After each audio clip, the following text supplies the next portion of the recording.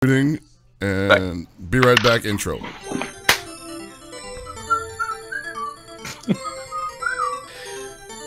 Ooh. We interrupt our program to bring you this important Can we just whistling the remix to Ignition? Super Desperation Radio!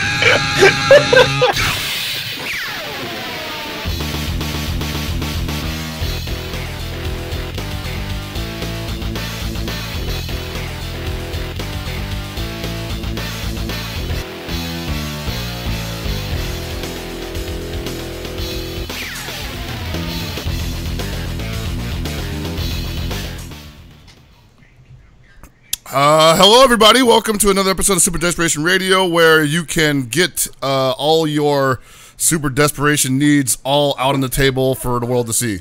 I am your host, Dr. Pockets, followed by Dr. KOF to my left and Dr. Rip Slime to my right. Dr. Rip Slime? And Dr. Roxo to the bottom right, and Dr. Rip down to the bottom left. Sir, my name is Roxo, PhD. Oh, PPMD? No.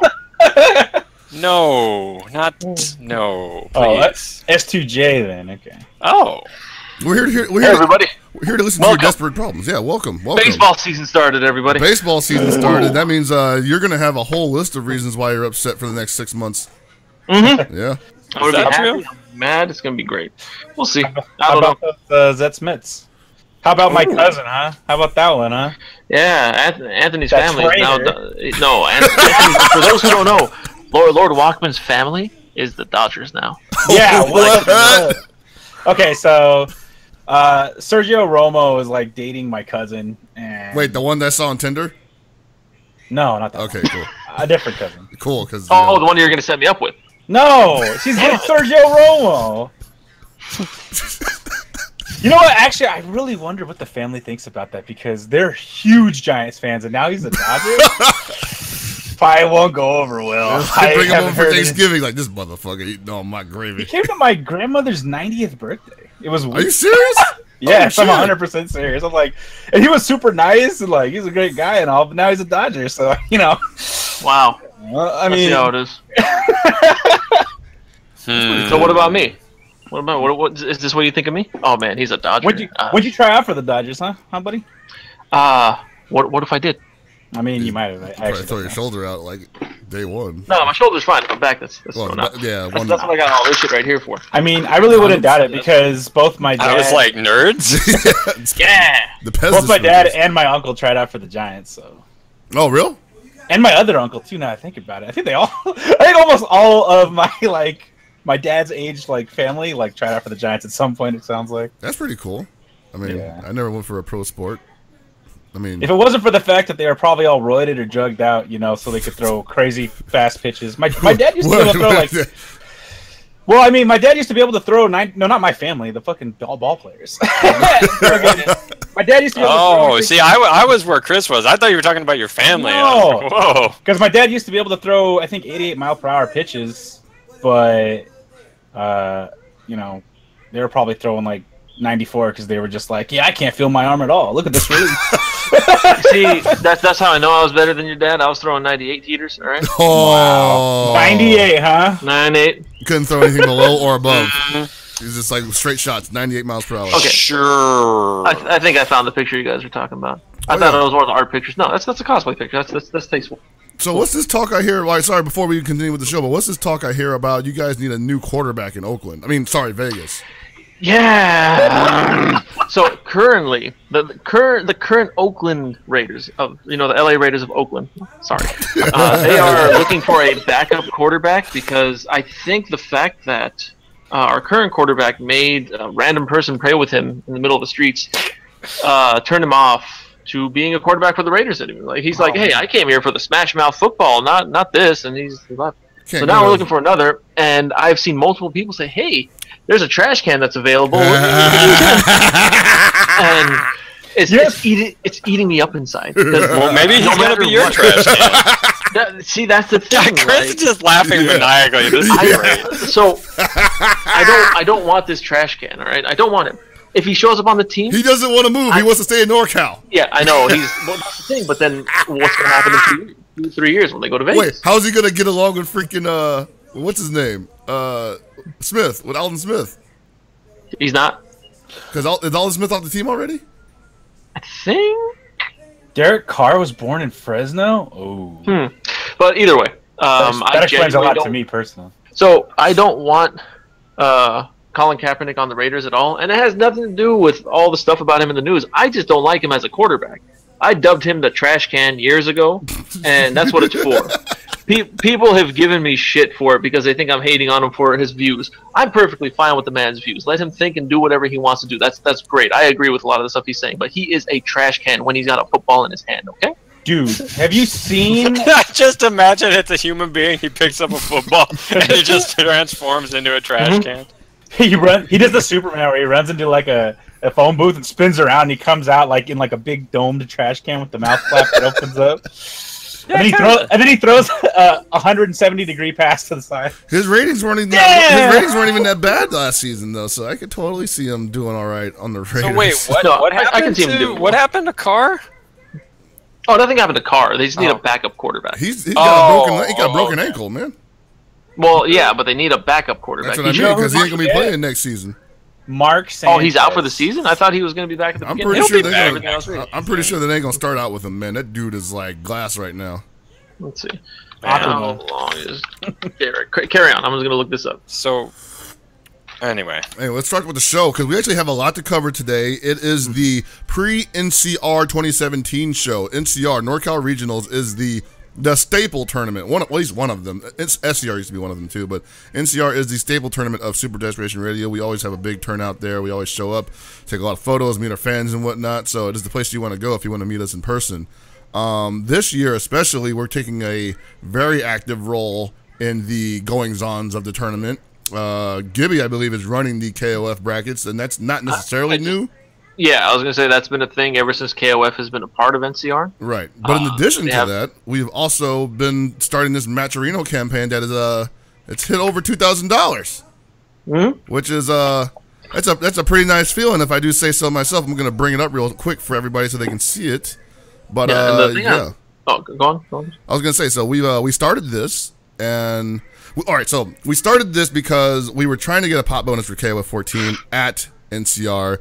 And the people that we were asking just couldn't help us out either because they were getting back to us too late or they just weren't getting back to us at all. So we were kind of sunk.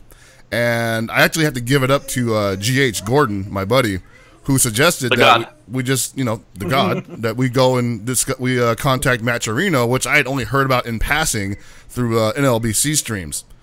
And so I talked to Seg also, and Seg said before you do that, talk with John Choi, obviously, since he's organizing the whole tournament. So I went and did that, and lo and behold, the first interaction I have with John Choi is like, hey, by the way, we're already liaisoning with these Matcherino guys, and so you should get on board with that. And so the rest was history at that point. Well, that worked out. Yeah, it worked out pretty nicely, actually. Yeah. Go ahead. Went really well with all that. And we campaigned hard, as you guys saw. We did a good job campaigning. Busted our ass, and then last Thursday, was it? We did that nice telethon-ish type stream where we just sat there, streamed, and did money, and then we duped someone into matching donations to other people. Wait, who's the mark? Hey, Anthony. So Lord Walkman was kind enough and generous enough to match all donations up to $200, and he did it. Oh yeah, he did it, and he can't believe that he ate the whole thing. Yeah, Slurms McKenzie just doesn't understand that he did it. Yeah. So we did that, and while we reached our second goal of 2,000, we extended the goal to 3,000. We don't really expect to get there by the end of the week. We would like to, of course, but we're happy with what we got. We didn't even expect to get 1,000. Oh yeah. No, they asked us what we wanted to do, and I was like, "You gave us 500 coupons, so how about $500?" Yeah. So we said 1,000. 1,000 was our goal. We figured we can get 500 people to use the coupon and 500 people to donate at least $1 out of their own pocket. It would have been good. But the thing I like about this, so we're going to do another stream at a later date where me and Chris are just thanking people and saying good things about everyone who donated. the majority of people who donated, like big bucks, are close friends of ours. Oh yeah. Like almost everyone who donated 50, 60 or above are close personal friends. And I'm glad that we have friends like this. Oh yeah. Because I don't think we would have reached this goal without them. Yeah. And also, Wild Wallace has never seen light of day after NCR. He was a great friend, but I mean, I do want to say I do want to say that what happened? What happened to Brandon? Brandon overstepped the boundaries of common yet. decency and left some pretty choice messages for the people after he donated. Excellent. Well played. I gotta say, I like Black Rose's. Yeah, Black Rose is good as well. Thanks to the smaller distance of pads, I'm meeting Wallace's taco with trip guard anti-air into burst damage. Ha ha! Heavy player interaction. So, good shit, Josh. So, Lord. with all that, as we said, we're still. You can still donate to it. You can. There are 2 packages remaining. Arcade Shock and Split Frame donated some stuff to it. And all of it already all of it sold out. All we have left are 2 packages with a commentary package where you send for $15 you send first to 5 set, maybe 1 or 2 depending on how Help August and Metaphysics feel about it. You can send your first to 5 set to us, and these 2 will commentate it and send it to you or upload it to YouTube, one or the other. And then the other package is the same thing but with Reynolds, and you get to play him in KOF 14 or maybe something else. I don't know. You get to pick his character, his orders, and then he'll give you tips on what you did. If you happen to play him in another game and you beat his ass, he'll give you tips on how you beat his ass, how to beat his ass even better. I don't know. But the first package is $15, and the package with Reynolds 30. We offered it's a decent price, and these guys got duped into not getting paid for this either, which is hilarious. So all the money goes to the NCR pot. 100% of this is going to the players. You could see the split if you go to the Matcherino page. You can just go to payouts, and you can see exactly how much money each player is getting, and you see it adds up to what we have in the pot, like how much we've raised. And currently we're at 2098, and 98, sick. So if you want right now, we have another coupon code. It is KOF2. You can use this at checkout. You can use KOF2 at checkout to donate another $1 on Matcherino, and like it just adds to the pot more. Every dollar helps. It's a pretty good deal. I think so. Also, just a real quick, there's also a Matcherino for Street Fighter V at NCR, and that's it's actually been picking up a little at Steam. But the reason why I realize is because if you're one of those horrible people that like books, if you donate $22, you will get a paperback copy of The Will to Keep Winning, otherwise known as Daigo Umehara's book. That's a good deal, actually. Yeah. A lot of people want to get this book, and they just can't. They don't know where to get it. So it sells out a lot. So I don't know.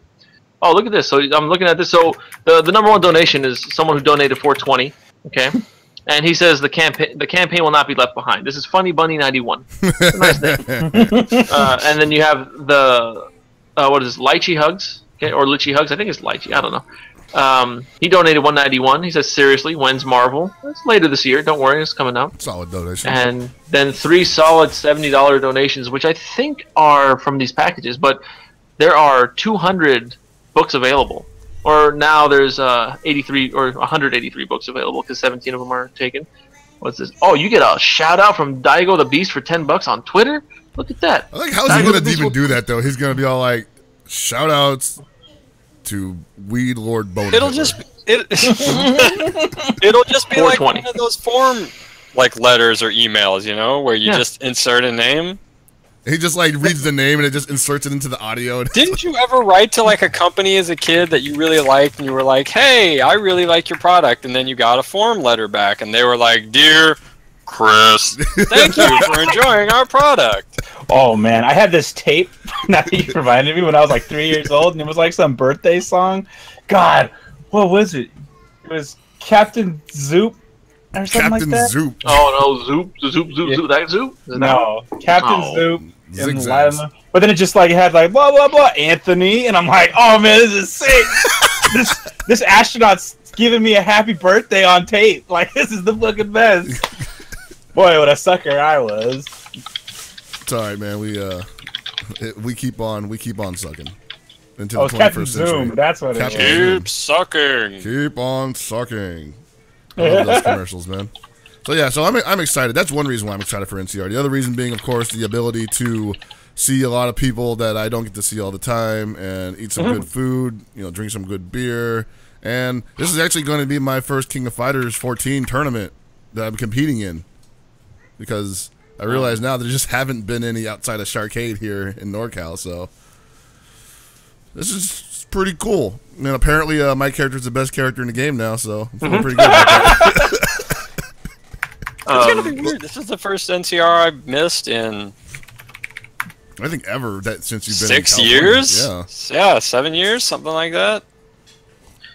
I haven't missed one since 2010, 2009, 2010. I forgot what the first one I went to was, but I've worked every single one of them. Say 2010 was. that was NCR 8. That was the hotel we didn't go back to. Milpitas, yeah. That was when you guys had 13 in arcade, right? Yes, that's where I insulted the Hot Pockets. I'm trying to remember. Maybe. How many times was it at the Domain? Just once? No, we had a couple of years at Domain, I believe. Okay, that's what I thought. But yeah, so this is going to be actually interesting, because this is going to be fairly stacked in terms of like events happening there. Like they got Street Fighter 5, they got KOF, they got Guilty Gear, they got Tekken 7 is going to be there too, I think. Yeah, I think so. Yeah. I think they got MK also. They have a Marvel tournament apparently. Like they're keeping that alive because NorCal Marvel scene still shows up for shit. So that's gonna be interesting. And of course, the John Choi special exhibitions scheduled for both Friday and Saturday, I hear. When is he gonna play me and Mark of the Wolves? What the hell? What was that? Something that was supposed to happen? Yeah. Ooh, It didn't happen. What's that? I mean, that sounds like a conversation you guys need to have in the late night suite, which will be happening both Friday and Saturday post 12 a.m. Excuse me. 12 p.m. Right? 12 p.m. Late night. Started early. Hey man, if you've been partying at NCR, sometimes 12 p.m. is late night for you. It's called the time. Man. You're not wrong.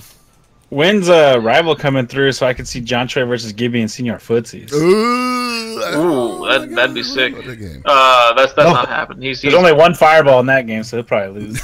It's a gun. So Pokken, Smash, Melee, or Smash 4. There's Melee. There's more Pokken. MVC 3, Street Fighter 5. I know there's Gear is a side event, if I remember right. Yeah. But I think they got decent numbers. Gear, It should get big numbers. Like people out here play the shit out of that game. I mean, if it were up to me, it would have been not a side game. It would have been a main game. But that's just me. I'm not trying to, throw anything wrong anybody else's way. The community still showed up. Throw gas on the fire! Throw gas on the fire! No. Suffocate the fire. Put it out. But yeah, so like this is going to be really exciting and everything, and I get it's also still a premiere event for Capcom Pro Tour, so we're going to be getting a lot of international talent in here, and this is actually going to be interesting for several reasons, because with the advent of things like E-League, a lot of people have believed that Capcom Pro Tour might have been somewhat pushed to the side a little bit. Left behind. We don't use that phrase here, mister.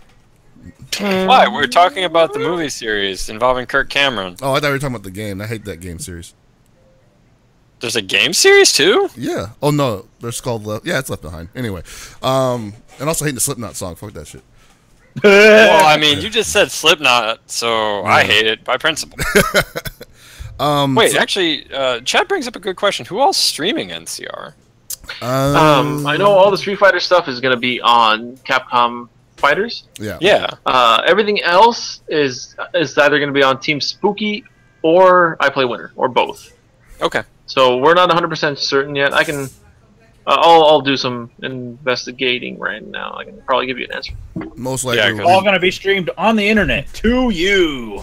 Oh, stuff will be linked. They're going to be getting some, but like, so yeah, that's something that I feel should probably be addressed by the end of NCR, is where CPT stands in terms of this year-round season that's going to be happening at the same time as it, Obviously, the money that's behind CPT is still very much real and still very much like, a big, it's a big offering. People are still going to go for it. But I guess you could say that the money at the end of E-League is almost comparable. Well, interestingly enough, I would say that CPT definitely has some weight still, or has a fair amount of weight, because if you looked at SRK over the weekend, West Coast Warzone was on the front page and Northwest Majors was not. Mm-hmm. Yeah. So I think that obviously the CPT events are still considered important enough that they're getting the majority of viewership. Yeah, and that was something that I wouldn't expected just to go away, especially with things like, if there's nothing else on, why wouldn't they be watching, premier events?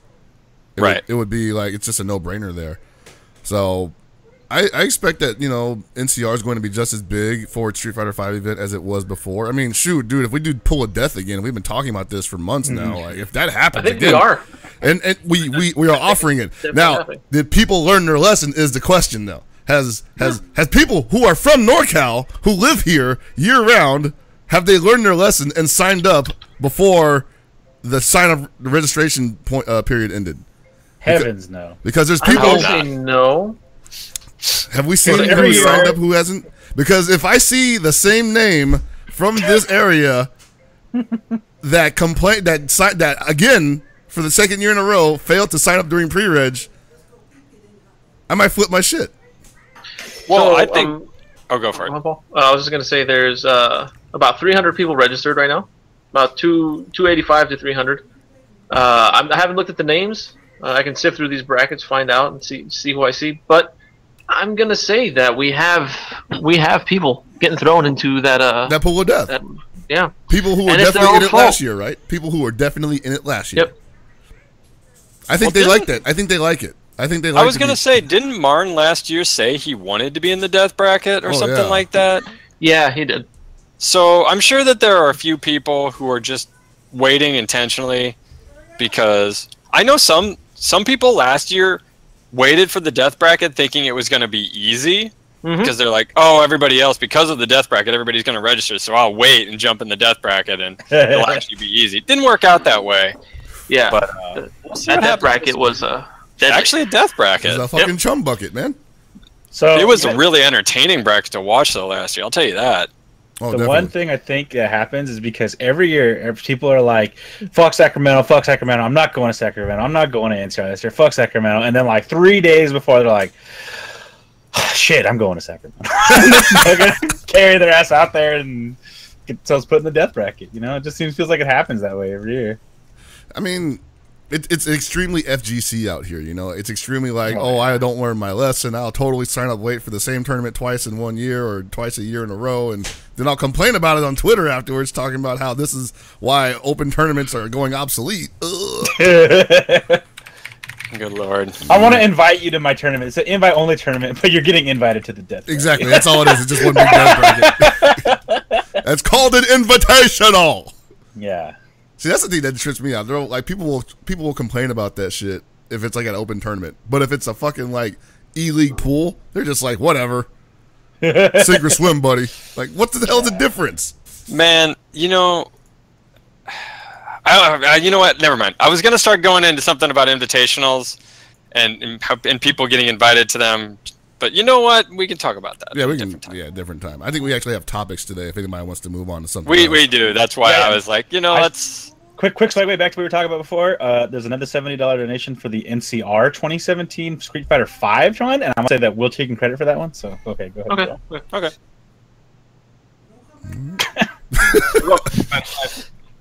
There's also a high roller team tournament that's happening on Friday, but that was just announced today. Yeah. Oh, that's cool. $100 per team. Yeah, looking at the schedule. Looking at the schedule they have right now, it says there are 2 streams, Stream 1 and Stream 2. I'll just link it in chat for everybody so they can see it. It was made public like a few weeks ago, but there's no word on who is streaming it unless I'm missing something. I'm curious about that. Yeah. That should be interesting because Well, there's a lot of people out here who definitely could win something like that if they team up together. So, Team NVIDIA, baby, let's go. Well, the thing is like, it's actually an interesting spin on that because classically NCR has always had a team tournament and people entered, but like a lot of the top players would, famously not go that hard, I guess you could say. They maybe didn't want to let them secrets fly out too early, and so they would they basically bodied themselves.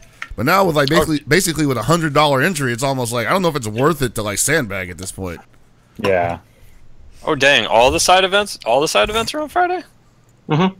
Wow. And they're being streamed at least. Like it's obviously not all of it's gonna be top 8 streamed, but that would be nice. I saw VSAP being streamed. I was like, hell yeah! And Uniel's getting streamed, so that's cool. What? King of Fighters is ending on Saturday? Yeah. I could do whatever I want on Sunday? Mm-hmm. Holy shit! It's like a whole year of that, man. It's gonna be like that at Evo too. It's gonna be awesome. Dude, I'm actually gonna like relax. I haven't had. No, you won't. You'll find some work to do. Don't lie to me. I haven't had a vacation since Evo, so this is gonna be nice. Oh my god. I better get there on Friday though. That's for sure. Yeah, man, get there early on Friday, man. We need to. Fuck, you undernights that early? Oh, damn. All right. I better really. I'm gonna start a GoFundMe to fly out to Sacramento. So, Northwest Majors passed this past weekend, and before we get into Northwest Majors, it was announced last week, the day after our show, but Smash GG is working on something called the Burst League, which is essentially like an anime fighting league for it's going to be for various tournaments to fly someone out to CE Otaku at the very end of it, which is cool. It includes Exerd, Blaze Blue, and the godfather of anime fighting games, King of Fighters 14. Whew. So it retroactively included a few tournaments. I know what was Anime Ascension, Final Round, and I forgot the others. Fausting's got included. I know that. Fausting's got included? Okay. And every tournament has different weight behind it. Like Anime Ascension was a smaller tournament, so it was a Tier 2 or Tier 3 tournament. Its Final Round was a Tier 1 tournament. So players get different points based on the ranking of the tournament for them. This is going to be going on all throughout the year. Evo, for some reason, is not included. I don't know why. We're going to find out why soon, though. Don't worry. And that scoop. Yeah. The newsman, we're going to get it. But I think, I personally feel this is a great thing for all games, especially KOF, because nothing really happens for KOF as we all know. There's there are no leagues for any of these games in the States. We have events like there was that TSB event a couple weeks back for Gear and Blaze Blue, and it was really fucking good. But it was just that one event. This is a series of events leading up to one event. And while not everyone likes the anime vibe, like the whole full-in anime vibe of CE Otaku, it is a good tournament for these games. That's really so well ran. So yeah, and I think the winner of all 3 of these events gets flown out. And right now, Kizzy K can fly out 2 times. I think. Damn, y'all giving him too much money, man. Shit.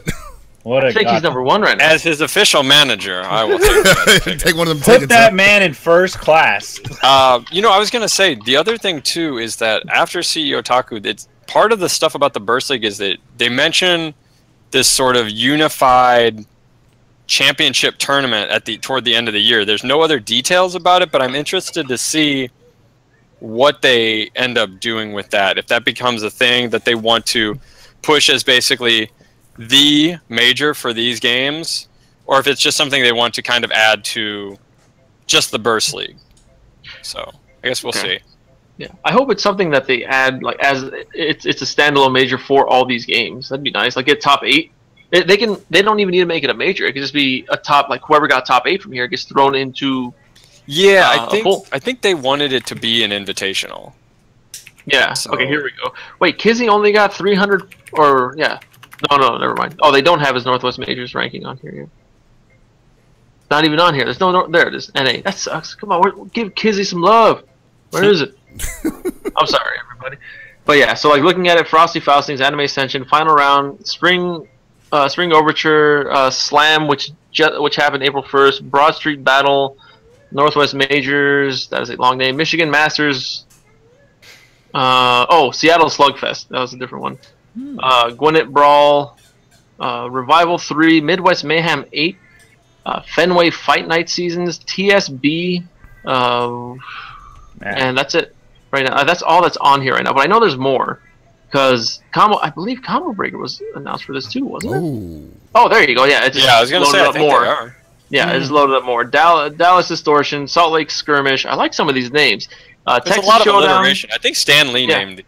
The Marquee Matchup, Toryuken 6, Spring Scuffle, Combo Breaker, Midwest Championships in Tennessee, CEO, Defend the North, Southwest Shockwave, Shine, and EC. Shock West. Yeah, Shock West Shockwave. Oh, I'm sorry, Shock West Shockwave. There you go. That's what it's called. Shockwave. They should just call it Shockwest. That actually sounds really cool. Yeah, Shockwest would be dope. So those are all the events. They don't have details on where these events are, but you can tell where some of them are, like Fenway Fights or whatever the hell it's called. That's got to be in Boston.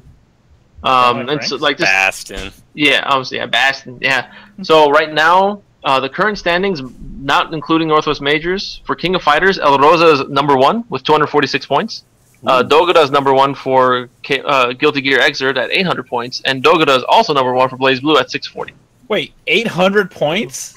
800 points. Grandfathered in, jeez.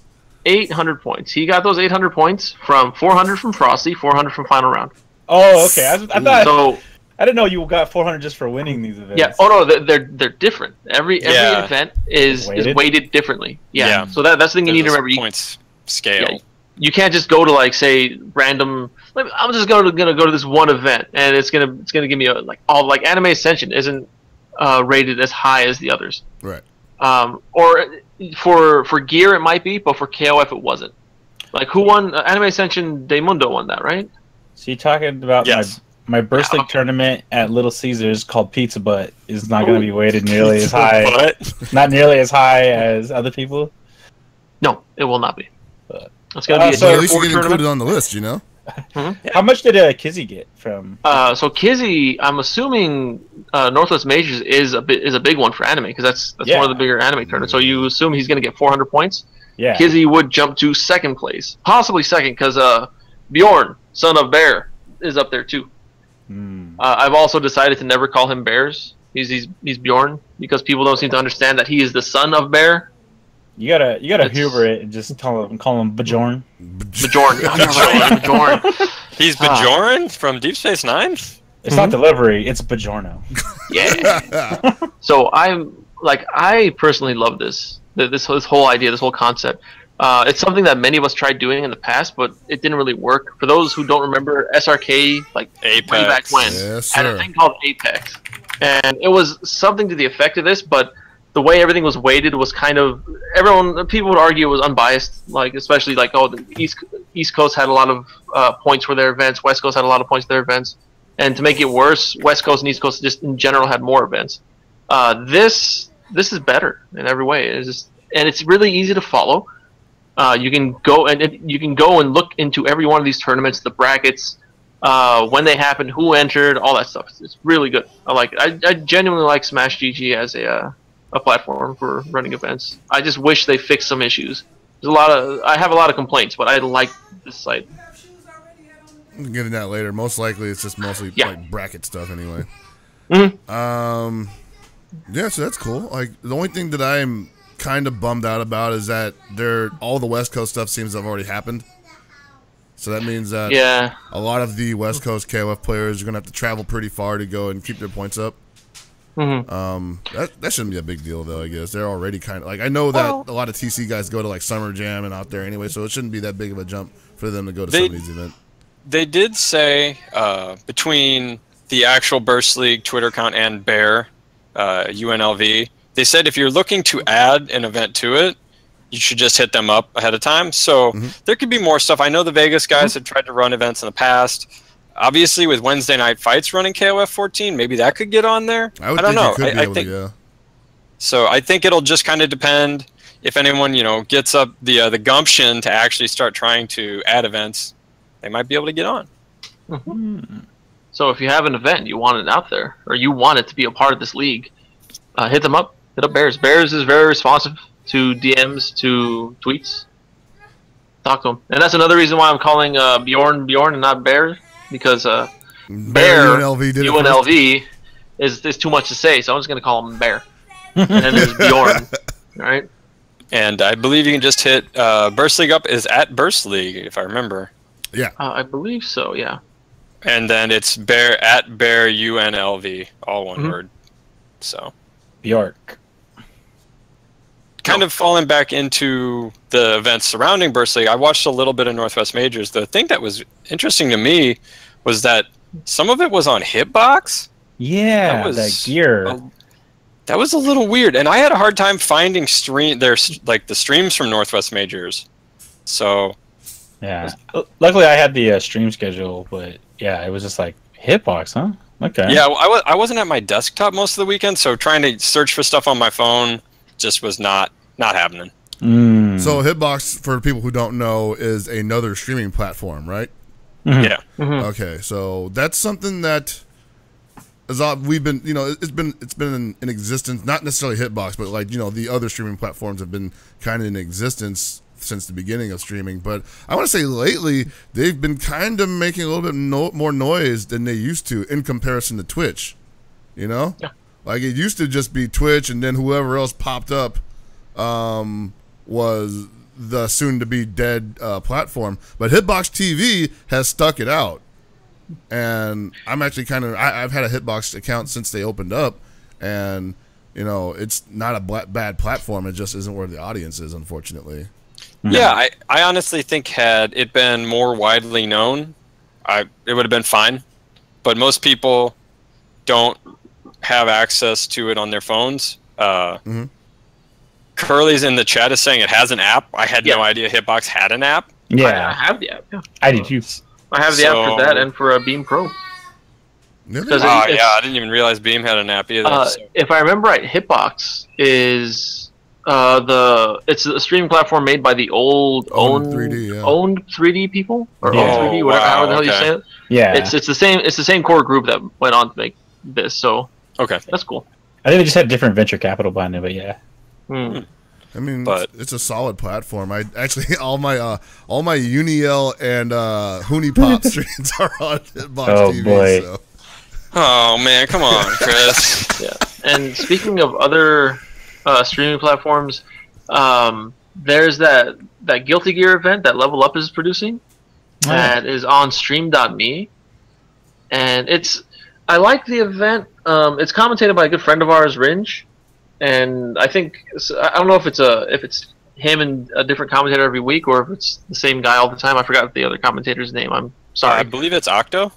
Yeah, Octopimp. Yeah, Octopimp. Yeah, all right. So I think it's called Overdrive. Yeah, Overdrive. I think I was calling it Overture, but I know that's not the name. So it's got to be Overdrive. That's something that's awful. Yeah. So it was on Stream.me. It was weird because while all the streaming platforms are relatively the same, Stream.me is kind of different. It had a bunch of stuff on the screen that I didn't care for. I have no idea what any of that was doing on the stream. Like, why is that there? And the quality didn't really seem to be up to par with what we usually see from Level Up on Twitch.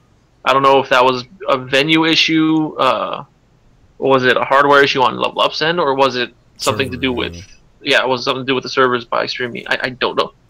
Were they just at somebody's place when they were doing commentary? I believe so. If they weren't because it's an online event, so they went to someone's place or they went to a venue and did it. One or the other. Yeah, so, what kind of stuff was on the screen for it? There were different sections. There were each quadrant was dedicated to something on the screen. Oh, weird. Yeah. So was there an on-screen chat box or something? Honestly, I didn't even see a chat when I opened it up. There's one on the right-hand side. Yeah, well, it wasn't there for me. It didn't load up for some reason. I'm looking at it right now. It's okay. It's just a bit different now, but it's got information on. Then this is that league. Okay, is it going on right now? It might be.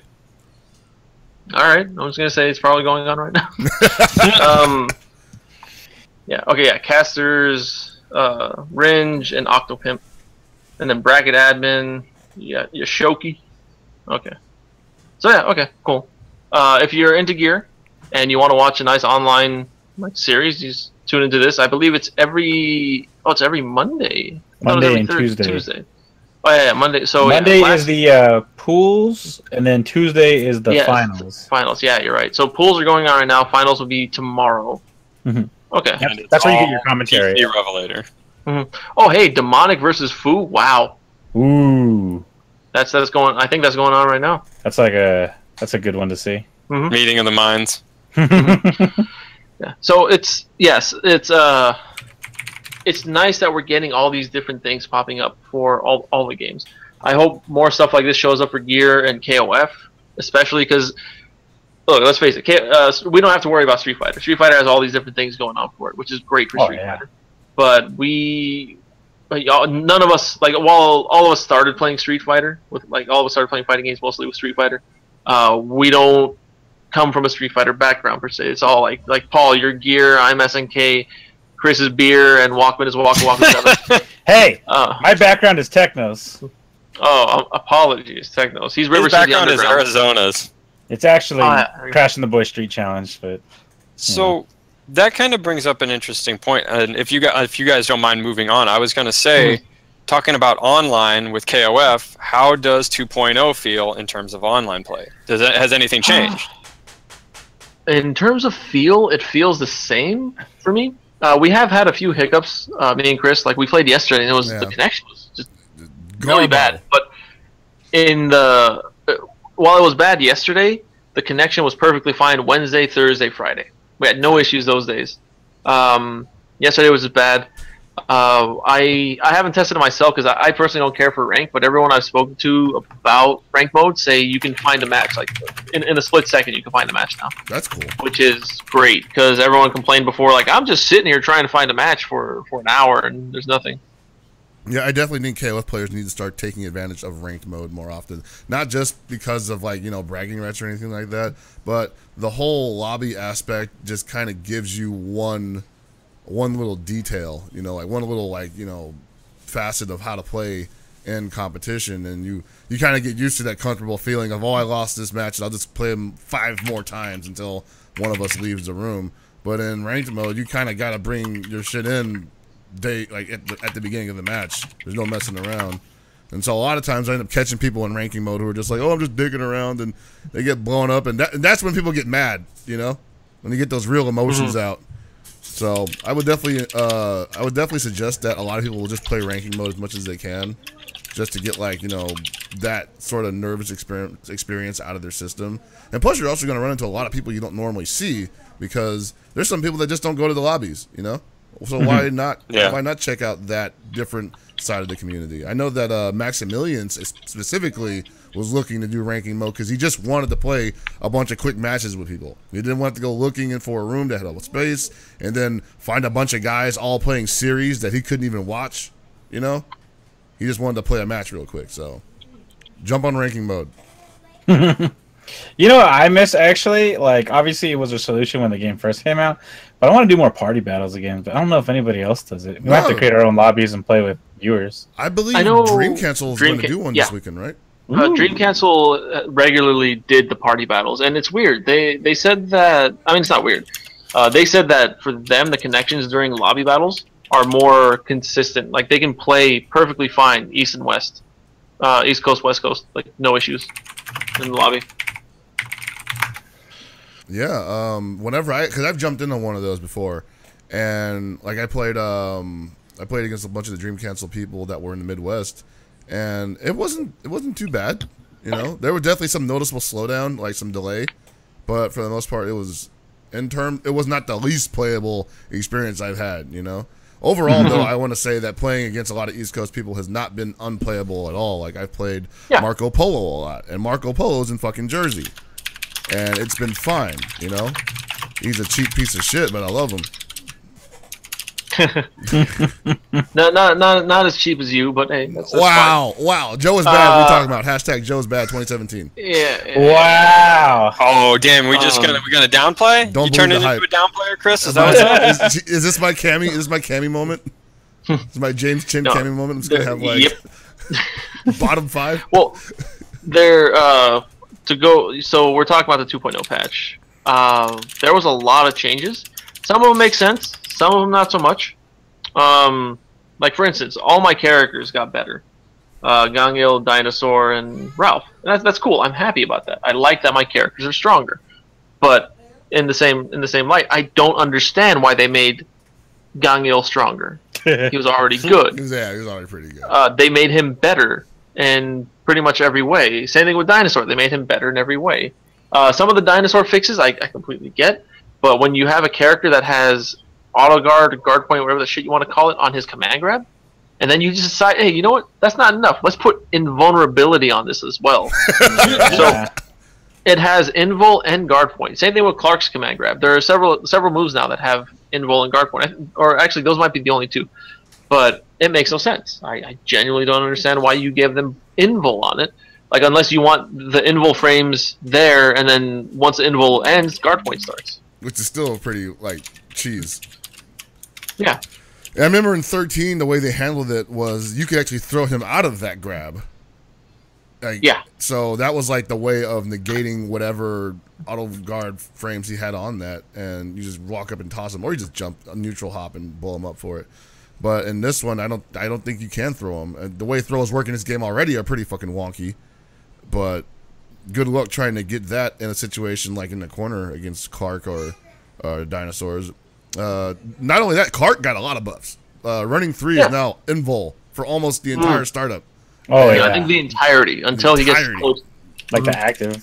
Like it is fucking ridiculous, you know. Like even fun to see. Even back when we were calling him Clarkinator, it wasn't that bad, you know. It was goofy, but it wasn't that bad. Now it's just like gah. Too much booty. Whoa! I do feel like some of the characters, like Gangil, might have just been those characters that kind of, they squeaked in, that nobody was really talking about them. Oh, definitely. Like they were good, but it was just like there wasn't a lot of people playing them in tournament for whatever reason. And so it was just like, oh man, these guys must be bad. Let's just buff them a lot. Right. I remember at the beginning of 14's lifespan, nobody was even talking about Gangil except for Gibby and Reynolds. Yeah. And everybody was like, oh, they're just character specialists. Or something. Like, you calling Reynolds a character specialist? Like, maybe he's like an entire cast specialist or something like that, you know? But Reynolds was telling us, like, yeah, this guy's pretty good. He's not perfect, but, he could... If they end up buffing him, he's going to be really strong. And, of course, once, like, the first buff patch comes out, they buffed his far stand D. You couldn't jump on him anymore. Like, you couldn't do anything. That made him... Like, that arguably made him top 10. Like, he is, hands down, one of the best characters in the game. Now they buffed his, what was it, stand A? Yeah. Stand A, like, I was playing people, and I just pressed stand A, and it would never hit. I'd always get hit out of it. Now it's just beating shit. I'm like, oh, nice. Not only that. See, now he can OTG. A wall. Yeah. Oh, he can OTG with his super now, which makes sense. Yeah, it does. I thought it did that at first. Shut up. So we've got that. He's got his stand A, stand B, stand D. He's legitimately a wall. It's hard to get in on him now, which is nice. They buffed his jump CD. It's very similar to Karate Takuma jump CD in 13. Oh, okay. But it doesn't hit as low, but it is as good as it, just not with the same hitbox. Yeah. Comes out fast, hits high. It'll hit people jumping over him, jumping at him. It's a good air dare, or a great air dare. I'm sorry. And then like they buffed Chang and Choi. Makes perfect sense. They needed it. They buffed Xanadu. Well, pretty much everyone got buffs for the most part. And then the big change is the health bars. Everyone characters' health vary from 900 to 1200, and Chang is the only 1200 character, and it's different. Like, everyone's telling me KOF 11 had different health for characters. I personally don't know. I didn't play much 11, so I don't know. I can't confirm or deny that. I think that they might be thinking of something else, like maybe stun bar or guard I thought gauge or something like BBH that. actually said it.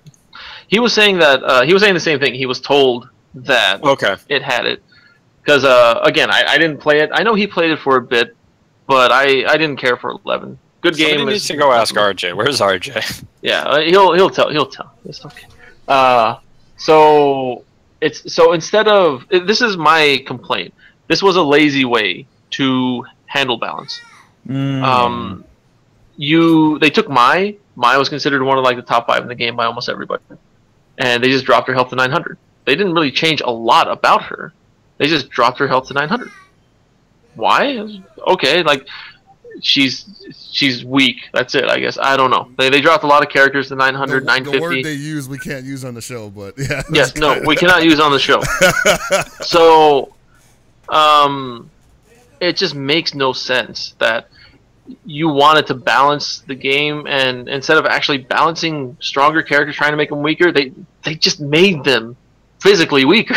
Yeah. They can't take a hit anymore. I mean, here, the other thing with Mai is they took away her jump A. Now she can't do like that. And I agree. I hated this shit where she just do jump A, and you're like, oh, that's like really high up. I'm about to punt it. Pfft, what? You just get hit by this puff of air from like out of the fan. So that's gone now. Yeah. You know. Go for it. Sorry. Oh, no, I was just gonna say there's a lot of little changes they made to some of the characters, which balance them out fairly well. Like Leona, she's still good. Yeah. But she's not like as busted as everyone's saying she fair was. Now, that's what I'm gonna say. She's good, but she's fair and balanced. I still say ban Leona. Ban Leona. There you go. I actually thought that the health values changes are actually a pretty smart way in some ways of not nerfing characters into the ground like always tends to happen when you do these updates, and allowing some characters to be strong, but they're strong but fragile, which isn't too bad. The one thing I did think is interesting is that they might have unwittingly made Chang like the best battery in the game. Like, he's not that fantastic, but the fact that you have to basically spend at least one more bar no matter what to kill this fucking character, like, I'm just like, Jesus, just throw Chang up front and don't spend meter. Yeah, that's basically it. Just jump blowback all day. Yeah, you can play Chang very much like you could play him in the older games, which I love. Like, I was messing around with him a bit. I'm like, oh yeah, this is. Yeah, he's a freaking wall again now. It's great, and that's how he always played. In some games, he was a like overpowered wall, and some he was just moderately powered wall. Now I think on point is like you don't need him anywhere else. You just need him on fucking point. Yeah, there's nowhere else to put him. There's no other point. I don't know what your guys' thoughts on this is, but I felt like with this patch, the health buffs outside of Chang didn't really feel like that different, but the health nerfs did feel pretty significant. Like, 2-touching was easier, but like I think like 1050 or 1100, like generally you were gonna die unless it was like Robert, anyways. Yeah. So I don't know. What are your guys' opinions on the increased health versus the? I can feel both. Like I see it. I'm like, man, like when I played RJ's Leona, whenever I would kill her, I'm like, man, that was quick. And then there are times where he was beating the crap out of my dinosaur. Had to do all these different combos. Couldn't take out dinosaur. It was different. Like, you can see and feel the difference. I mean, I definitely can tell the difference. Like, I've been doing combos and stuff, and I'm showing like, hey, these people died of these combos that they normally didn't die to in the previous version. So that's great. But I enjoy it. I like the idea of alternate health bars in this game. I feel like the whole static 1,000 health bar thing was just sort of, it was nice. It had its time. But like Paul said, it's a nice way to maybe give these characters some kind of like a competitive edge without taking away a bunch of shit, but still making them fragile, still making them beatable. One of the biggest problems in the previous version was that, Leona, with all her good normals and stuff, was still just as strong as fucking Antonov, who had nothing. And you're just like, well, what the hell? What's the point of even picking Antonov then? Yeah, I think that. So on one hand, I'm sure that some players are going to be kind of annoyed because it does remove the simplicity of everybody's got 1,000. You never have to think about it. But it does sort of bring in that extra layer of strategy where you're thinking against certain characters, I have to spend this meter where normally I wouldn't, because otherwise it's not going to make a difference yet. So I like that extra layer of strategy, whereas some people will, and you know, when we talk about Guilty Gear, a lot of people talk about the defense ratings and guts as fake depth, and I think that if you're going to say that, you could drop that argument to this as well. No, it's like that is definitely something that you can count on people being upset about later on. But at the same time, like, big bodies have big health. Like, you know, Geef isn't Geef without more health than Karen. You know, it's just a simple fact. If you normalize that, if you both gave him the same health, why would they pick Geef? Well, yeah, that's the thing, is that when you look at most modern fighting games, they're trying to make the slower grappler characters, since they can't make the damage as crazy as it used to be in terms of like an ST, where if Geef SPD'd you, I think it was like almost 3 times. Yeah, you were dead. You were almost dead. So you can't make the fear that anymore, because people won't play it. Like, you show people ST or even 98, and some of the people are just like, I don't want to play this game, it's ridiculous. So you have to sort of make the slower characters more appealing in other ways. And by giving them more health, I think you can do that, where it's just like, yeah, you can jump in more times, because if they hit you, you got the life to spare. Yeah. Man, imagine if 98 Daimon had more health. I'm actually, okay, so aside from all that, I'm actually surprised that there were not other characters with 1200. Like, I would at least expect, like, Maxima would have 1200 HP. Yeah, that's what I was feeling too. He's a robot. He needs it. It's kind of weird. Like, give him 1300 HP. That might be a little ridiculous. But no, like, they gave it to Choi, they gave it to Chang, and I'm like, okay, I get that, but, you know, Verse got a health nerf. He's like 950. Yeah. He's a Kuma. I heard some people got, just overall, like, some of the nerfs are a little bit weird for certain characters. I don't know. Yeah, okay, so Mui Mui having the most, like, more health than, like, I mean, I get it, you know, she's a meat bun eating girl, so she's got, like, you know, thicker skin than Nakaruru, but I'm like, damn, dude, like, 1150. Well, no, you got to remember with Nakaruru, her health is that low because her bird has 100 of her health. Oh, God. Mamaha needs some life. But that health is constantly regenerating, too. I just think it's weird that they give a character a flying courier. So someone up chick for her? I like that. Yeah. I like it. I want them, like, to put, like, the hawk, like, mask over Mama Haha's head, so, like, every time. You know, that's a good support right there. Didn't even have to ask. I just realized the reason why T-Zoc is in this game, because he was cursed and now he's Mama Haha, much like how Tan became a champion. It all makes sense now. And speaking of that, I've been on this whole thing of the T-Zoc and Dinosaur aren't the same people, and everyone's telling me I'm an idiot. I'll let you guys know. I spoke to Oda and SNK about this. They reassured me they are completely different characters because they saw the hashtag put T-Zoc in King of Fighters 14, and they told me something's in the works.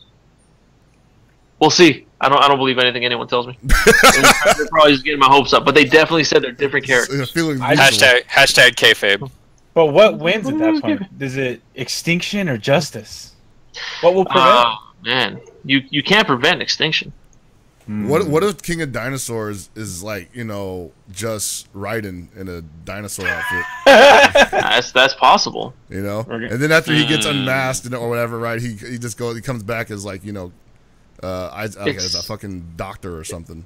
Yeah, it's not when he gets unmasked. It's when he gets mask off. That's what it is. Mask off. Excuse me. Well, we're gonna have Festus as Fake Kane. Once the angle's over, repackage Raiden. You can repackage Raiden as Isaac Raiden, DDS. Yeah, there we go. No, Jesus. So with this patch also came 4 new DLC characters: Yamazaki, Vanessa, Whip, and Rock Howard. Everyone's really happy for the characters. They like them. The characters don't seem overly strong just yet. The Whip has a stun. Or I'm not sorry, not Whip. Vanessa has a stun combo. Rock has a EX command grab that doesn't function properly. Yeah, I was gonna say. Yamazaki is Yamazaki. Like he's a bit different. He's knifeless. Terry Bogard broke his knife in CVS2, and he's never been able to retrieve it. What Very is it? unfortunate. People found the 100% with Yamazaki, but it's like 5 bars, so I'm not really sure that it matters. Yeah, that's the thing. A lot of the busted stuff people found are with 5 bars and are generally situational. Which is all right. So I'm sorry I'm interrupting you real quick, but I want to say, like, just as a sidebar, like, these are things that probably shouldn't be in the game anyway. Yeah. But I honestly don't think anybody who is competitive is going to take a jump in the corner like that. You know? Yeah. Anyway, I think the only combo that so far has looked kind of screwed up is the EX command grab loops with Rock, which that is easy. That's just a glitch. It has to be. Yeah, no, it's just an oversight. They probably didn't because what they probably meant to do is it can probably OTG. I haven't tested that. I'm just saying it probably had a specific property it needed, or it has that allows it to do that, and they'll probably remove it. There's a lot of issues here and there. Whip has her reflect, her projectile reflect that is actually broken as well. Kotaku wrote an article on it. You guys should go watch it and read it. I say watch it because it features videos of me testing it and saying this is stupid. No, so there are quite a few things that just like, you know, it's just their DLC characters. They needed some more fine tuning than what the other characters had because they haven't actually been tested like by the masses. But currently, a lot of people say Rock is probably top 3, top 4. I don't agree. Don't completely agree. I think Yamazaki is the best of the DLC characters. That's me personally. Yamazaki. How does he get in? Oh man, I'm good. I'm done. Yeah. Okay. But yeah, Yamazaki has just he's got everything that you need. Like he and Vanessa both have great options. Rock is the thing with Rock. He's very straightforward. He's very straightforward and easy to use. He's he's essentially not Akido from Virtual Fighter is not easy to use, but he's very straightforward. While Narukami, yes, he actually strikes me as almost like a good version of Terry. Yeah, where it's basically he's got the basic tools, but unlike the last few KOF games, he looks like he's good. So I would definitely agree in the sense that his breaking tackle is actually something Terry should have had. I don't know why they just gave it to Rock. That just seems like, hey, look at me. I'm like a lamer version of you with a better moveset, you know? I don't agree they should have gave it to Terry, but I do agree that why does Rock have it? I mean, fair is fair, right? All right, at least give Terry breaking Starduck Volcano. He's just like waste 3 bars to break it. No, you waste 3 bars to break it. When you use it, you break it, you gain a bar back. Hey, that'd be fine. I'd be down with that. It's probably. I'm surprised he doesn't have his overhead kick. The top attack. Oh. Yeah. They didn't give that to him. That's the only move. So that's the only attack he doesn't have for Mark of the Wolves in this. Yeah. Every other attack he has is in the game. Like out of all the ones, yeah, he literally has like everything else. And it's weird. But at the same time, freaking Jaime was like, "Wait, Rock has breaking tackle. I'm buying this." Yeah, Jaime, you didn't see me doing it when I was playing the other day, but it's strange like playing him because like so Mark of the Wolves has universal overheads and universal anti-airs. They added those to this game while his universal anti-air isn't an anti-air in this game. I mean, technically, it can be used as one, but it has no invul. His universal overhead has low invul on it. And I have been using it to my advantage because people like to wake up, crouch B. Yeah. They get hit. And everyone's like, and I heard there's no hurt box on that move at all. It could sweep it probably. It's there somewhere because I was hit out of it. Kick through the ankle. Okay. Yeah, Walkman hit me out of it a couple times. Okay, because when I was talking to Sanchez, he said, like, I was just like, oh, maybe you have to hit the back leg. He's like, no, that doesn't work. Yeah, it's one of those things. Like, if it's not invul, he's considered airborne. Oh, okay, I can see that. It's one of those things. Or there's just no hitbox there. I don't know, it's stupid. Also, what's it called? Dinosaur's backdash. Oh, yeah. That is a good backdash. Invul. Yeah, it's low invul. He can just do whatever he wants. That is in the recovery of it, too. Like, it's crazy. They'll probably fix that. Hidden buffs. But everybody was freaking out about Vanessa's stun combo to kill combo stuff. Like, and as a guy who played Joe in 13, I can tell you right now, it's not a big deal. You're giving the guy more meter than you're taking away. What upsets me is people are complaining about it, but they were perfectly fine with like, oh, hey, look, they have infinites in 13. Oh, look, these stun combos in 13. Everyone loved it. It was hype before. Now it's broken. You can't have it both ways. Doesn't matter that this is a different game. Like you just can't have it both ways. It's either broken or you like it. If you liked it in that game, you need to like it in this game because guess what? It's the same shit. Yep. Can the stun combo be performed anywhere, like at any screen or something like that? No. Vanessa's needs to be near the corner. You have to have him cornered for it. Okay. So, but meanwhile, everyone was perfectly fine with Leona having instant overhead, like 800 damage. Mm-hmm. You know, they wanted to let that rock. And Leona. Dude, the freaking the Kula climax damage that didn't get nerfed, like holy shit! I got hit by that the first day, and I was like, "Wow!" They just Ryo's new change, and the fact that his EXDM still has an unscaled 100 damage hit at the end of it. Dude, I think he's going to be climax does hella damage. Yeah, I think it's going to be some very menacing character now. You get caught by Ryo, you should expect to get hurt a lot. Give him an anywhere juggle. Come on. Yeah, man. Anywhere juggle to Zon Redskin. Oh my god. It's like Takuma's in 13. Yeah, dude. I was a player. Tell everyone how I complained about the anywhere juggle being dumb as shit. What's the purpose of having anywhere? No one's ever going to use that with Takuma. Who's going to use Zon Redskin with Takuma? Oh, hey, look, he's got a stun combo. Yeah. Hype. See? That works. He's like, so what if he gets he got infinite EXs too in the first version. Remember that shit? Mm-hmm. Oh boy. I just 13 and HD combos into like 100% kills off like 2 bars with certain characters. God, that shit sucked. That's what it did. That's what it basically devolved into, and people were like, we want to keep that going. But they didn't. When we knew they didn't, because basically all it took was for one person to get hit by that, and all of a sudden they weren't a fan. You know, like people get hit by the Joe stun combo, and they're just like, "Wow, that was a lot of work, Chris. And look at all this meter you gave me." And I'm like, "Yeah, it wasn't worth it, was it? I'd been better off just killing you with like 2 combos." It's because you played Joe in that game, but Joe in this game is literally like cheating. And cheating, we here at SDR. I don't want to talk about this. Okay, fine. We won't talk about it. We won't talk about it then. I just wanted to say, go follow a good friend of ours. He is at Ambassador Huber, and just ask him his opinions on cheating. Okay. Wait, I think Chris is talking about Joe is cheating. I don't think he's talking about Hitbox cheating. Oh, that shit. Like that. No, so yeah, follow Ambassador Huber on Twitter. He's a good guy. He can translate stuff for you too, and he can tell you what's cheating and what's not cheating. And for those who don't know, he is always right. Everything he says is 100% accurate. Oh my Jesus God! Christ. Walkman has the cheater box. Mm-hmm. The homemade cheater box out of a cardboard box. Yeah, that's called the cheater wallop coffin version. Oh yeah, I called it a wallop coffer because they were both synonyms for hit inbox. Smart ass. That's the inexpensive cheater box. I think it cost me $50 total. Damn, that's nice.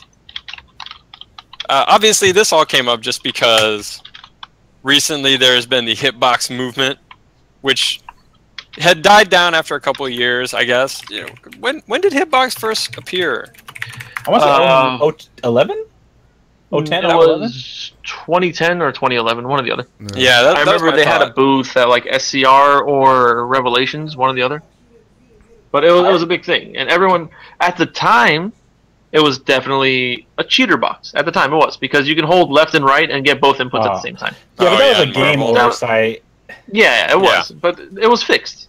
Okay, and now people are like, hey, it's the best thing to use. So the tiers go: Hitbox, pad, stick. Okay?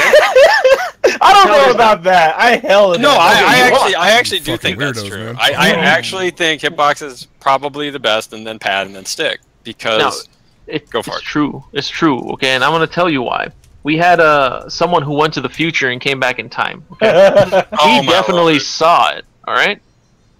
Now, Future Text knows what's going on. He saw the future. That's why. Notice he didn't say any of this until post 0-7. Okay, think about that for a second. Goose He knows X what's going on. Ferguson. The future is here. The future is now, and Walkman is the future. What about Kizzy? What's he play on? I have no idea what Kizzy plays on. How many Kizzy's stick player. How many Hitbox players win in tournaments? I mean, we're not talking about players. We're talking about potential. We're not actually talking about. Okay. So just because I cork my bat doesn't mean you need to get mad about it.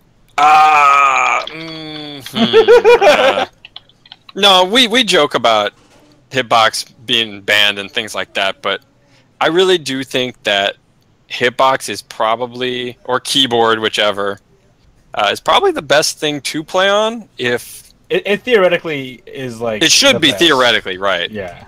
Because think about it. If you let go of a directional, you let go of the directional. If you let go of a stick, it might like swing around and you might get accidental input. Like it lowers that thing. Like sure, you can touch a button on accident, but the margin of error is significantly less. And especially once you like really learn on it, it does have a lot of added benefits. Mm-hmm. You could probably pull off electric super easy on it. You know, you'd be like, oh, I just press forward, down forward, one at the same time. Hey, I did it. I mean, that's what I did when I tried it on Tekken. I'm like, oh, this is really easy. Yeah, exactly. It has the benefit the pad does of immediate returning to neutral. Yeah. Which is, pretty important in certain games like Tekken. And then being able to not have to move your whole wrist to go to a different direction. You're just kind of moving a finger. It's just, like you said, it's less of a margin of error. I gotta say, though, LeBon, a former pad specialist, now plays on a 10-pound string on a stick, and he wins. So, I mean... Yeah. Congratulations to LeBon for winning his first... I think that's his first major. Yeah. He's been top 8 a couple times before, but this is the first time he took home the gold. Yeah. So he's playing on a Campbell soup can? No, this guy's playing on like a... I don't know if he has the slim bat top, but he's playing on a bat top. I think it might be a Seimitsu stick with like a 10-pound spring in it. So he's gonna have it. He's gonna have it at NCR. I'll get my hands on it and I'll tell you exactly what it is. And I'm probably gonna steal it from him. I don't know. We'll see. Is he playing on the old hard spring Perfect 360 Moss stick? Harder. No. Oh my god! It's tremendously harder. Not significant. It's tremendously. It's infinitely harder than that shit. There you go. Yeah. So he's gonna give me a stick and he's gonna give me a nice hat. It's gonna be sick. Dude, we gotta get on that Obsidian life, man. Because I remember when I had the hard spring Moss, Monique used to compare it to like weightlifting with a stick. Yeah, no, we nicknamed it the Bowflex here, here in SoCal. Like it was like shit. When you played on it, this arm was just bigger than this arm. Like I'm a righty. Oh, he's got that one beefy arm like Trogdor. Yeah. Like I'm a righty. Like it's natural for my right side to be larger than my left. There was a point where my left arm was bigger than my right arm because of the stick. Like it's not a joke. I was like, man, and everyone's just dubbed it the Bowflex because that's what it was. You get strong as shit on that crap. Well, see, then what you got to do is you got to learn to play cross-handed so you get the other arm up. I can do that, but it doesn't work that way because you can't make the same motions because you have to play like this or like this. You don't get the same like crazy motion. Yeah, that's a good point. It's different. You're limited when you play cross-handed. That's too bad. I don't know what to tell you, man. I'll talk to Seth about it. Seth will. Maybe actually just flip a stick upside down and learn to play that way. I gotta say though, I think Hitbox is way more like it should be more legal than a lot of those like pad mods I see people have out there. Like the ones they use in Smash where they have like the extra notches cut out and directionals to make it easier to hit certain angles and like it's like a lot of wider throws so that you can get certain areas and angles better. I think that stuff's pretty broken, you know? You're literally taking the original controller and modifying it in order to make it better. Like, this is just more like, I'm mapping my directionals to buttons. That seems more fair to me than... Man, I always... When we start arguing about stuff like that, it's such a gray area, which is why when people talk about trying to ban Hitbox, I don't feel like you can make a compelling argument because so many of the arguments you would make toward Hitbox can also be made toward pad, and we would never think about banning pads. I definitely, since the Hitbox I have here is using an old board, I have to use the pad in order to make it work on PS4. Yeah. But I definitely one time just like, and I picked up the pad in one hand and I pushed the buttons with the other, and I'm like, this also works too, and I'm just messing around with that. So that was pretty nice. I get my stick buttons, but then I got my pad D-pad. I could pretty much play on anything though. I remember the first time I tried Hitbox though, I was playing Breaker's Revenge at Evo 2011, and that was awesome. I was like, dude, Talalong's so fucking strong on this. It was great. I hate you so much. I like that. I hate you so much. So I'm looking through the questions right now. How many do we have? I only see 2. We have a Psycho style question. I'll go into that then. Yeah. Okay. You ready? I am ready. All right. So Psycho. Oh, okay. Go ahead, read it. You. All right. Psycho style says, question for everyone: would you rather get hit by a 40-second Vanessa combo on stream or the raw max mode grab loop on stream? Probably grab loop. Grab loop. Okay. Actually, maybe not the grab loop, because I feel like that's easier. If someone's doing a combo like that, they might drop it. Yeah. I mean, both seem equally possible to drop, but I guess it would be funnier to get hit by the raw max grab loop. Oh yeah. You can make more jokes about that. It's more entertaining. Yeah. Mm-hmm. It's more entertaining, and it's harder to pull off only because you have to go into raw max mode and instantly do it. Yeah, basically. Yeah.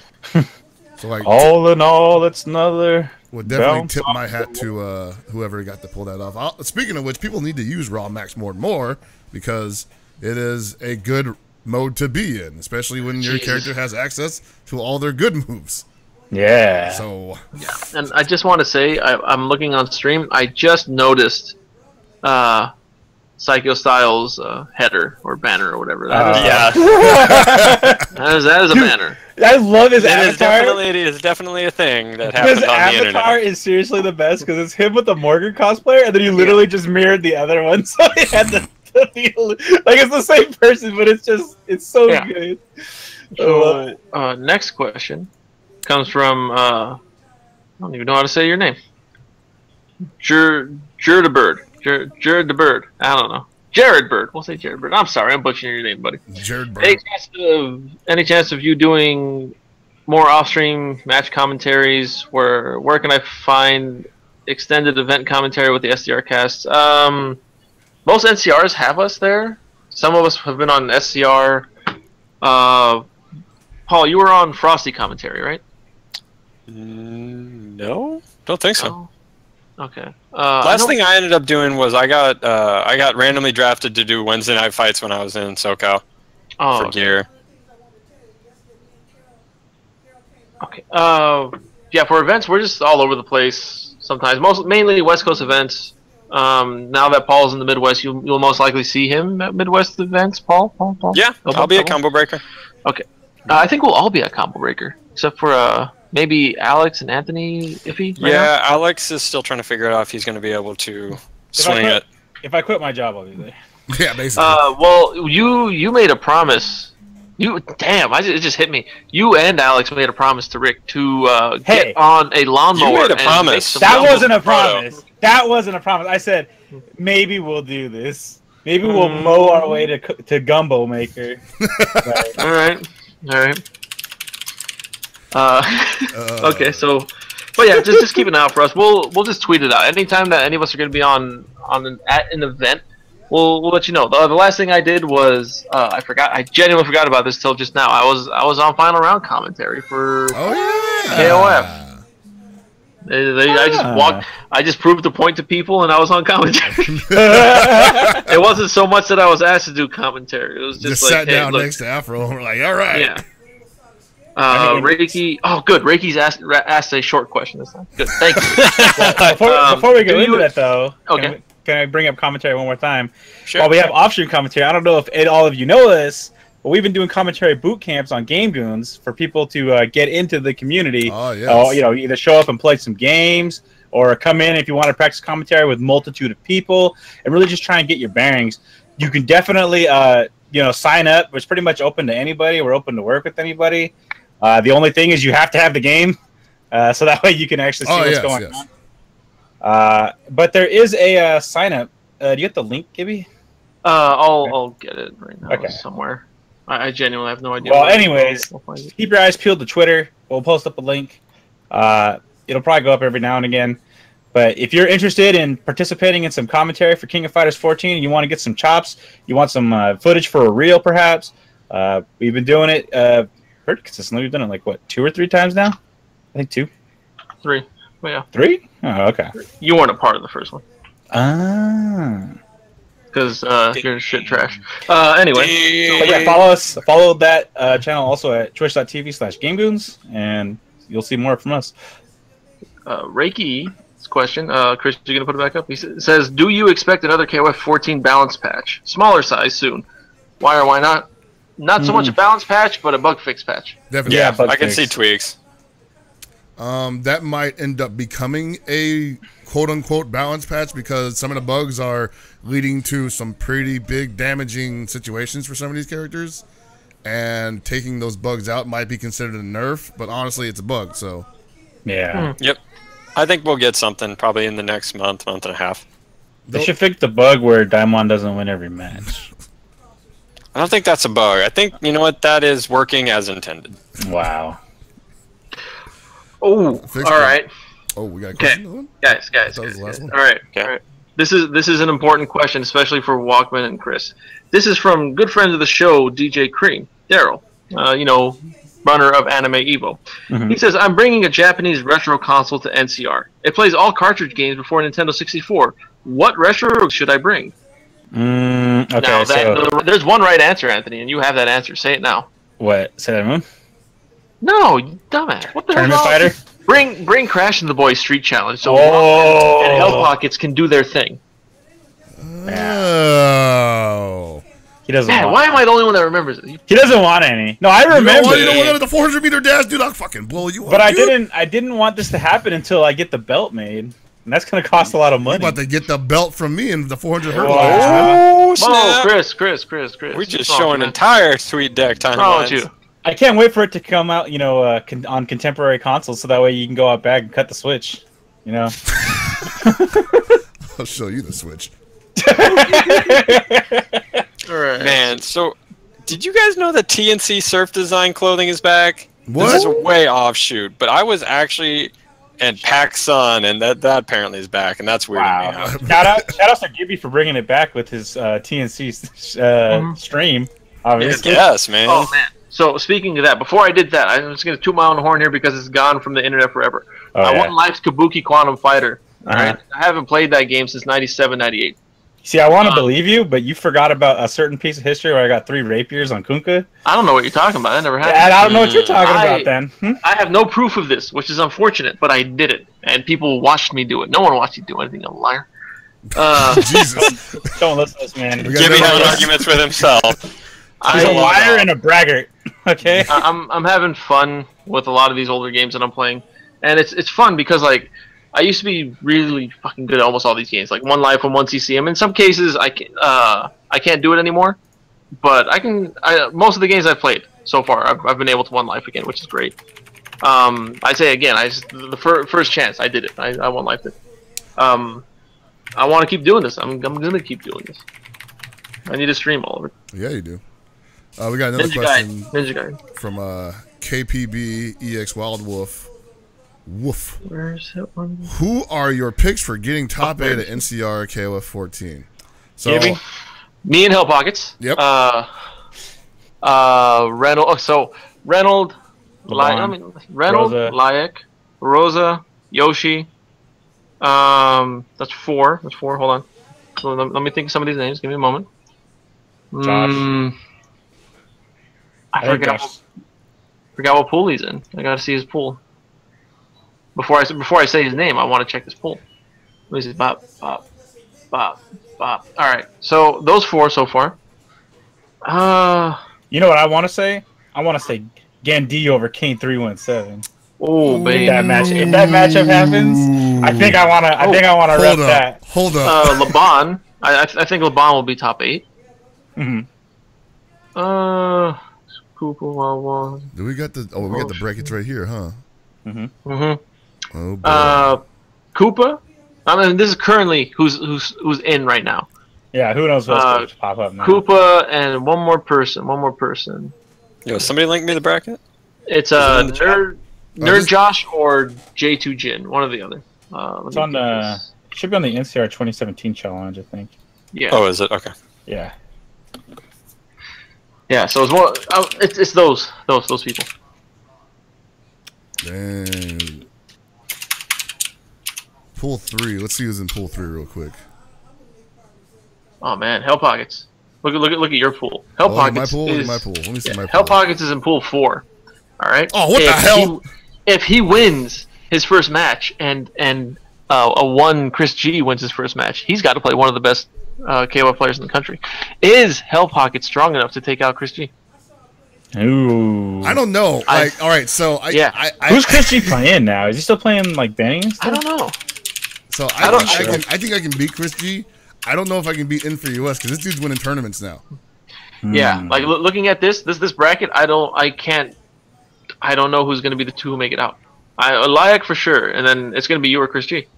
What the hell is Jason doing in this bracket? Jason? I didn't even see Jason in this bracket. Yeah, I forgot it's his name. He has a chance of making it out of this bracket. But what about 0 Hour? 0 Hour might come out the cut and whoop some ass. Maybe. If I get out of and this on top of that, there are some people.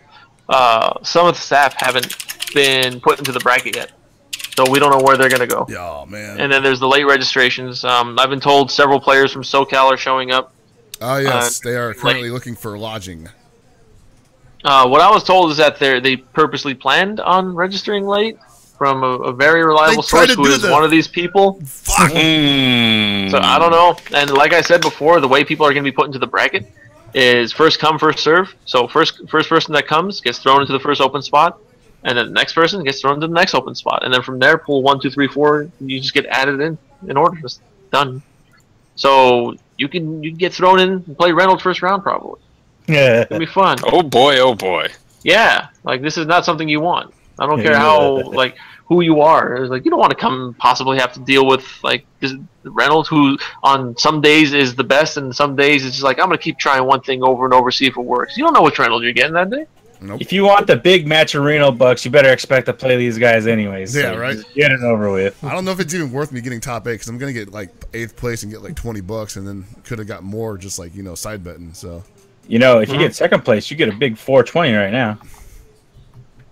Might have to go That's for a lot that of shit. That's a lot of money. Speaking of which, it may not even last that long because the campaign is still going on currently. People are still able to donate any amount that they want. So we are probably likely going to... Wow, we're actually at 2,100 officially now. Yep. Nice. So that definitely changes some payouts immediately. Gonna post this in chat yet again. And the thing is, this isn't even including the player entry. That's right. This is not including player entry yet. This is just bonus. This is what is known in the community as gratis. Gratis. It's not quite gratis. Yeah, you get a nice little 420 for 2nd place. Just like me. Dang. The self-diss. I'm sure if anybody's been watching the commentary streams, they realize that I'm speaking from the heart. Walkman lives in the self-diss. I'm speaking from the heart and the stats, so we'll go. Also, fuck Clark and fuck Dinosaur for getting bust when Diamond barely get shit. Where's my armored move? You got an invulnerable grab. Shh, they do too now. It goes through fucking mine. If they do it like a second later than mine, I lose. Wow. Hey man, it's always about who does it last. This is Wald versus Gordeau all over again. Fuck this. Those dudes are way faster, have bigger normals, they got bigger pecs. You mentioned that. You posted up something on Twitter about a player liking a game, saying it's the best. You want to go into that? Oh, boy.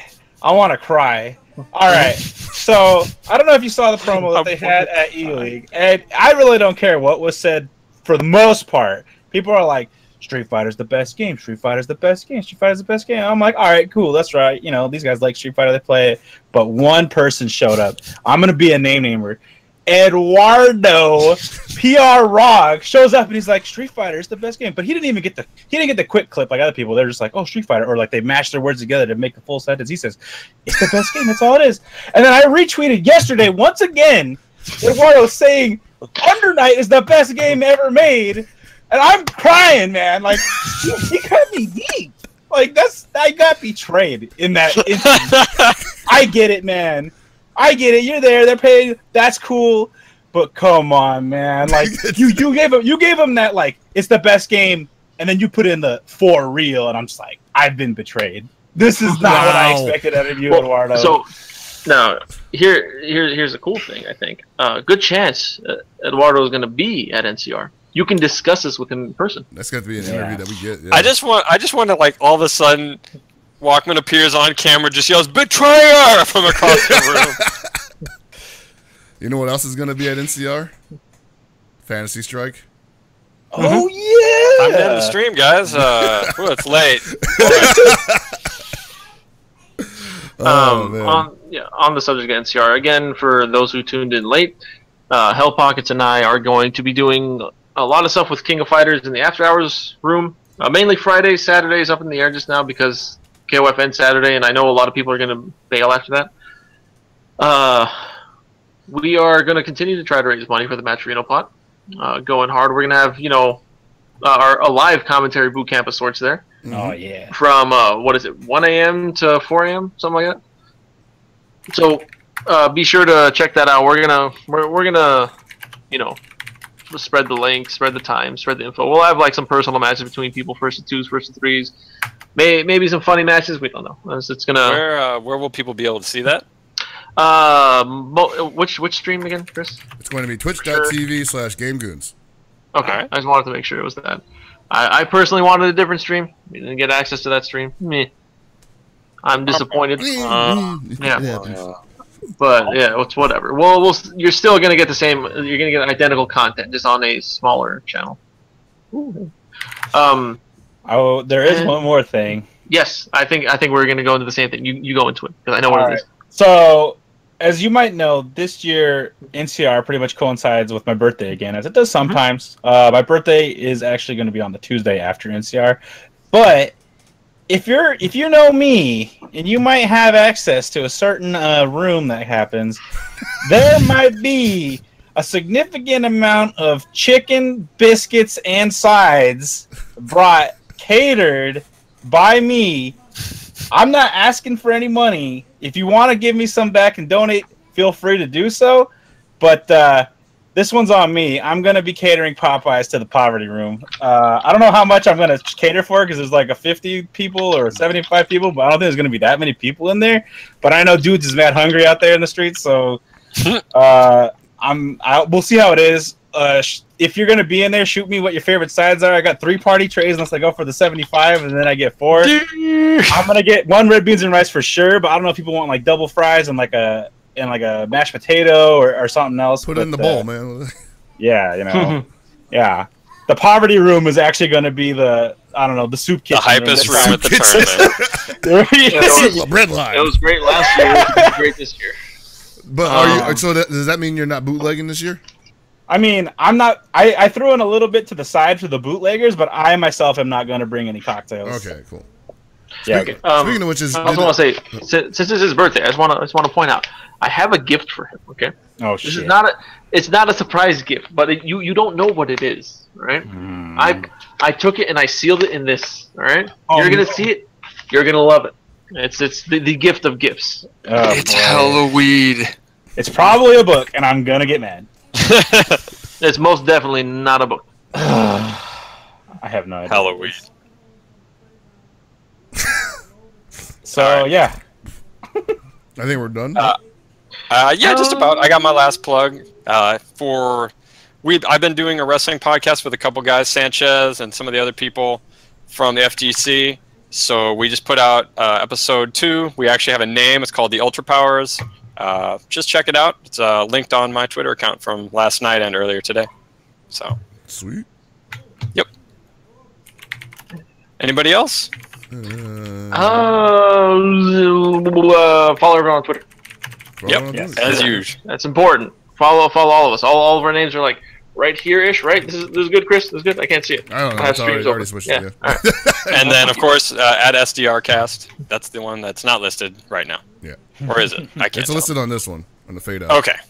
Oh, the fade out. Yeah. All right. Well, thanks for listening to another episode of Super Desperation Radio. From everybody here, good night and good luck.